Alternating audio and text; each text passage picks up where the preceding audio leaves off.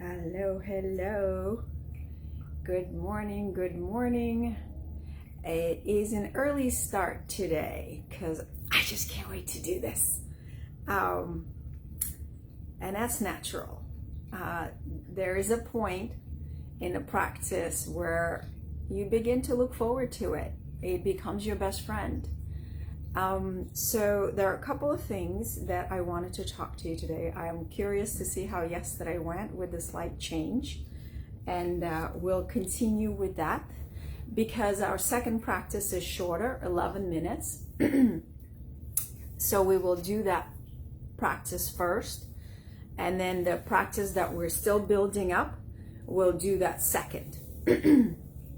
So today I wanted to first congratulate you for making it this far. If you've been plowing along with us, day 22. 22 is a good number too. So I love numerology, and even though I am not so deeply entrenched in it, I have a very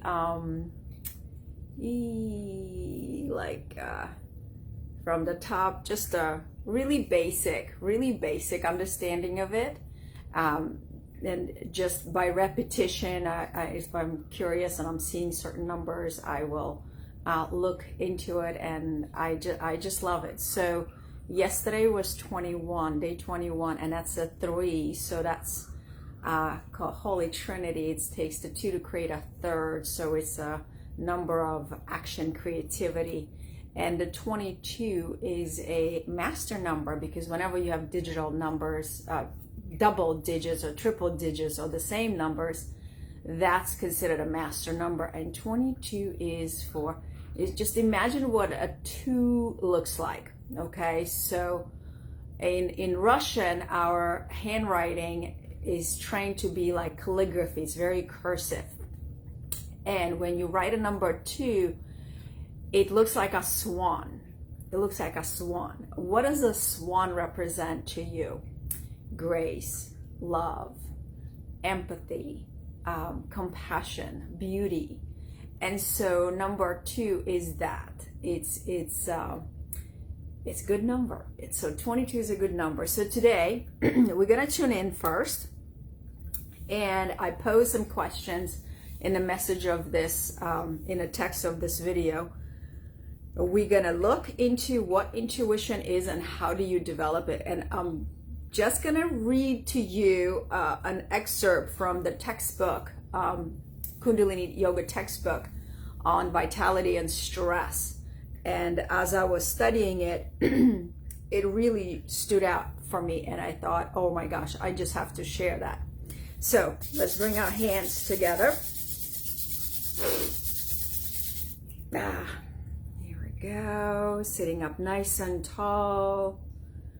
Less cues now that I say, because I want you to rely on your inner knowing and the body's wisdom of remembering what we have been doing for these last 21 days. And let's synchronize our breath by deeply inhaling and exhale.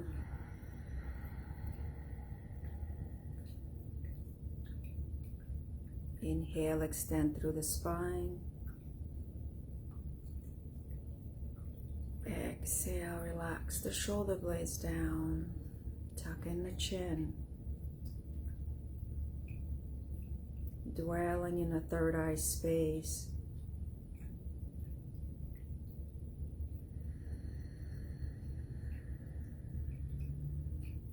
Now let's inhale deeply to tune in.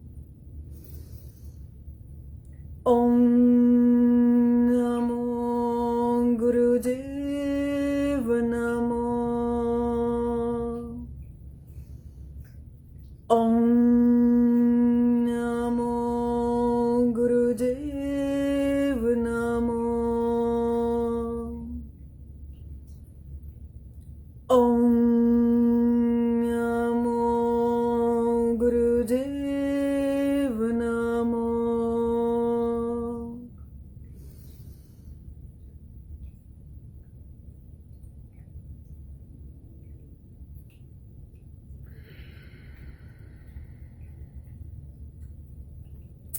Wonderful. So I was thinking about intuition and what it means, and each one of us might have a different explanation or understanding or feeling or sense of what it is. And for me, intuition, it is just like a little hunch, a slight knowing. So it doesn't come out with a trumpet blaring at you. It is so subtle. It is so quiet. It's the tiniest, quietest voice, or like a tiniest little sense, like you just feel it. So some people refer to it as sixth sense. But what I wanted to share with you is this paragraph. This is from a chapter called Foundations for Moving from Inner Mystery to Self-Mastery. And so, right, just sit with that for a moment. Inner mystery to self-mastery. And so, if we don't know who we are, we cannot possibly master ourselves. And that is probably number one reason why I'm so gravitated to this practice, because it is absolutely amazing in helping you just peel the layers, all the societal conditioning, familial conditioning and programming that you know, due to no fault of anyone, it's just life. And then you forget who you are because you want to fit in here, you want to please this one and achieve that and compete for that. And then you kind of lose sight of who you are and why you're here. And it's a beautiful process through this Kundalini Yoga daily practices like this, is to help peel the layers and begin to uncover that I equate my inner knowing with that childlike innocence that I've had. Like, I often go back to my childhood memories before my like third grade, second grade. I felt like, oh my God, what a free spirit I was, even with responsibilities and obligation and being an older sister and blah, blah, blah. There was still so much playfulness and so much bravery, that I had, and, attempts at creativity. And it's like, where did it go? Where did it go? Or it's like adulting totally wiped everything out. So so define for yourself, what is intuition? For me, we could talk about it for a whole 40 minutes, but really briefly, it feels like intuition is that inner guidance that allows you to see the unseen and know the unknown. I'm just going to leave it at that. It's kind of like, I'll give you an example. So when I worked at corporate America, like eons ago, in the morning, like I always admired people that could prepare their clothes and outfit the night before. And I could never do that because I was like, I don't know what mood I'm going to wake up in the morning and what I feel like wearing. Like, the way I feel in the evening is different from the way I would feel in the morning. And so I never did that. So I would always dress myself up in the morning. And I'll give you an example of intuition. Is this like when you're putting an outfit together and you're like, in this particular instance, it was about the shoes. And I was like, oh, what shoes am I going to wear? The high heels or the boots. And you'd be like, oh, you know what, this outfit, it could go either way, but I'm going to put on the boots. You're just like, I'm going to put on the boots. And then in the middle of the day, you're seeing out of your office window, huge freaking thunder, lightning, raining, and you're kind of going, so good I wore the boots, because going in the rain in high heels would be treacherous. So it's kind of like, but who told me to put on the boots? Like, how did that come up even in the choice, And it's like, it's that tiny little voice. So to me, that's like a very silly but practical example of intuition. And it's like these little things that we could pay attention to. But here's what I wanted to read to you. To feel relaxed within yourself, you need inner guidance that you could trust. Outer guidance is helpful, but only if it is true, practical wisdom from an authentic source.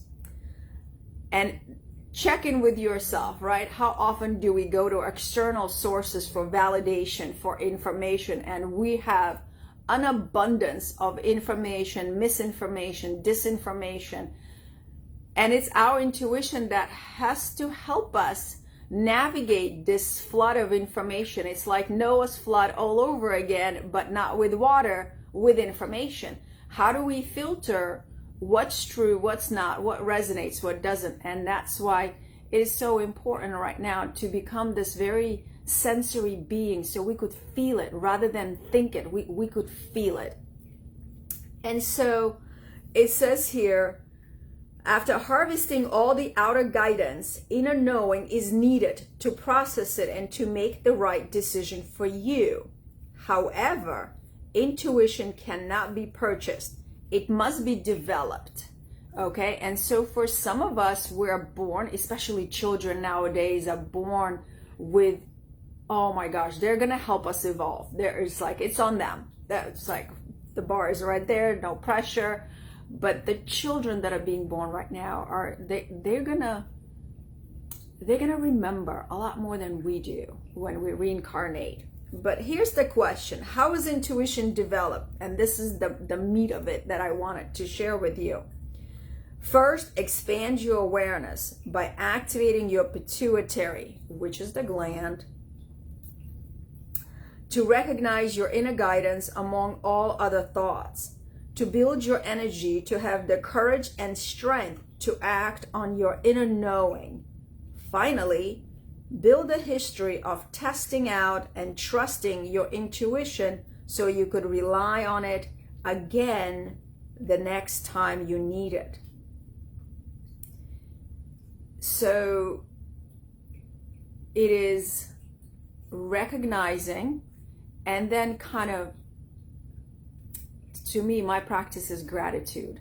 When I experience the guidance of my intuition, I pause. Even if it's like hours later, even if it's days later, it's like, oh wow, I remember that. I will always say thank you, because in that gratitude, more of similar things come up. So I just wanted to share that. So first, expand your awareness by activating your pituitary. And this is exactly what we're doing. When meditation, we have a particular eye gaze, which is when we're looking at the tip of the nose or the third eye, that's really puts a pressure on optic nerve, and that stimulates the pituitary. That's your master gland, controls everything, your thyroid, your hormones, all of that. So expand your awareness, just being present, slow down in your day. A lot of us are moving from one thing to the next. What is the next thing I gotta do? What is it? We're such doers, and we thrive. Oh my God, it's like a badge of honor to claim, or it's like, I'm so busy. I have 5 jobs. I am so overwhelmed. I'm a single parent, and it's like, wow, we're like, oh, it's so great that, we're busy. But no, it's not. Relax, take a pause. And actually, in these times, we're not going to make it if we don't pause, if we don't slow down, if we don't ground, if we don't take 10-minute time out of life. Go to nature, go to your Zen space, sit with yourself quietly, do nothing, no phone, no headphones, no audiobooks. Not even like music sometimes. Just do nothing. It's so hard for some people. So expanding that awareness is being present and building the energy, building the energy. This is what we're doing with the breath. What gives us the energy? Freaking breath. If we don't breathe, if our breath is shallow, we develop anxiety, panic attacks, and just mind tornadoes and twisters. So it's essential that we breathe, that we deepen the breath, because our vitality, our energy is all right here, is all at the navel. And that is why when we're doing this and we pull the navel in. That is why it's important. Okay, wanted to share that with you. And if you have any feedback, comments about that, let me know. I will try to type that up in a comment section so we have that. Okay, and now I just realized I don't have a timer on me. I was teaching a class yesterday and I didn't bring it in.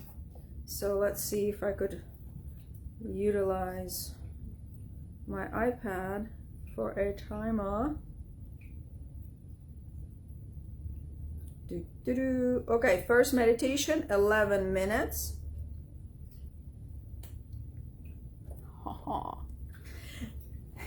Okay. Well, we hold the mudra with the hands over the head, and not too high, not too low, and the space is about 12 inches. Remember the segmented breath, 8 strokes rapidly through the nose, 8 strokes exhale through the nose while chanting Satanama, Satanama, and then suspension of the breath, 16 counts. Okay, you already know all that. At the end, we're stretching up and leaning back, trying to not crank the cervical spine, but really extend through the chin, opening up the heart center. Okay, here we go. Let's take a deep inhale. Exhale. Inhale again. Lift the arms up, come into the posture. Exhale, set the shoulders down, and let's begin.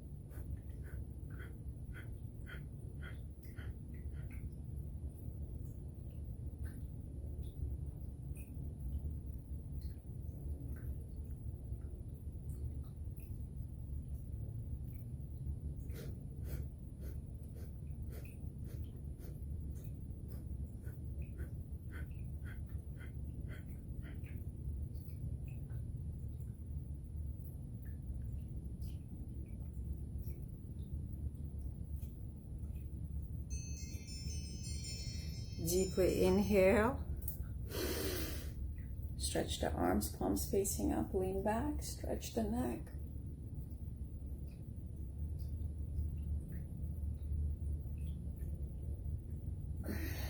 Exhale. Again, press the arms up, lean back, stretch the neck, tilting the head.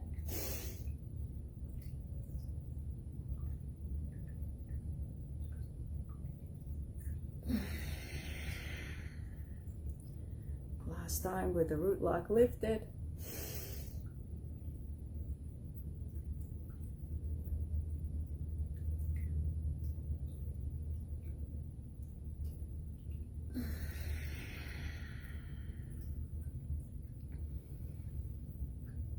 Holding the space.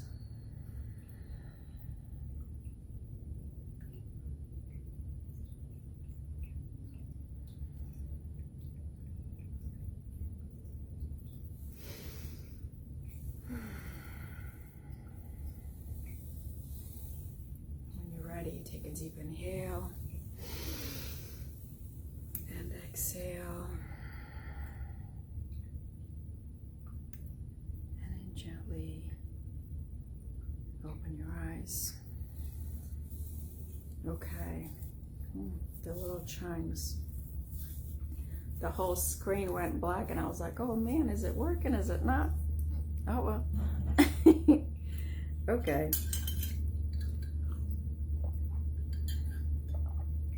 My hands are so cold. So for our second meditation, we're stepping up. Yesterday we did it for 12 minutes. Today we're gonna go for 13 minutes. This video is gonna be uber long, but hey, make the time for it. If it's important, if there's value in it for you, then you'll make the time for it. So coming up with a mudra. Thumbs across, fingers interlaced. And now this is the position of the mudra right underneath your nose tip. The eyelids are lower down, gazing at the index fingers. Segmented breath, 4 inhales through the O-shaped mouth. 1 exhale through the nose. And so utilize your navel center, your abdominal muscles to push the breath out, because your inhales are 1 second, and trust me, there's a lot of air you could inhale in 1 second. But to push all that in 1 second requires the abdominal power. So do your best to, like somebody really pushed, punch you in the stomach and you go, deflating it fully. Okay? So here we go. Inhale. Exhale. Let's begin.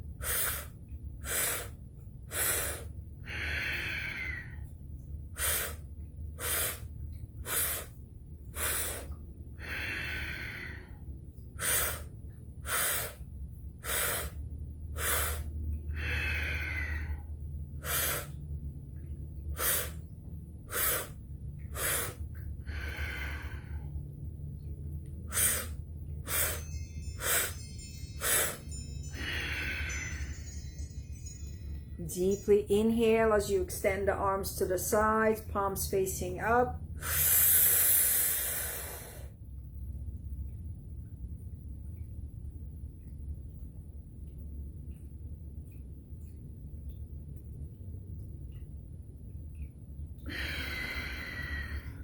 Exhale. Extending vertically and horizontally. Deeply inhale again, suspending the breath for 20 seconds.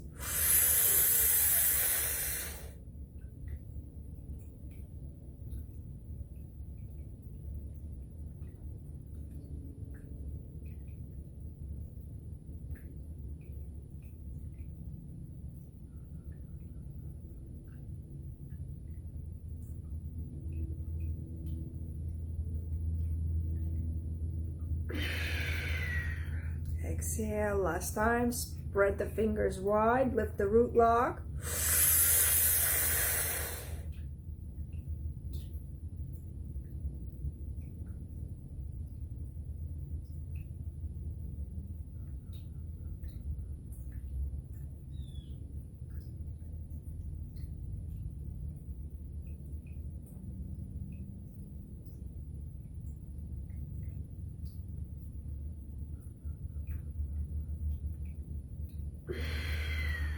Exhale. Just taking a moment to go within.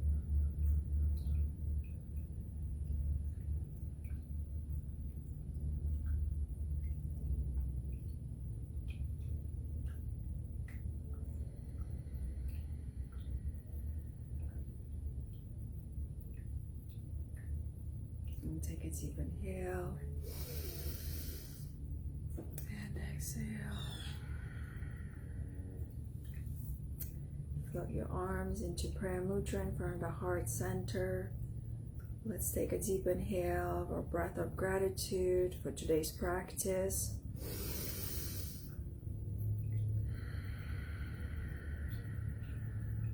Sealing the practice with Sat Nam. Inhale deeply. Sat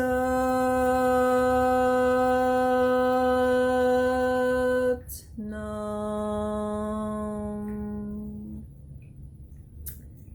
Sat Nam. Remember that I teach privately and in person or online. If you're interested, you could definitely reach out. Also, if you have someone that you'd like to share this video with, please feel free to send a link to the Facebook link or the YouTube channel, Kundalini Yoga with Sach Dharam Kar. Sat Nam, and I'll see you tomorrow.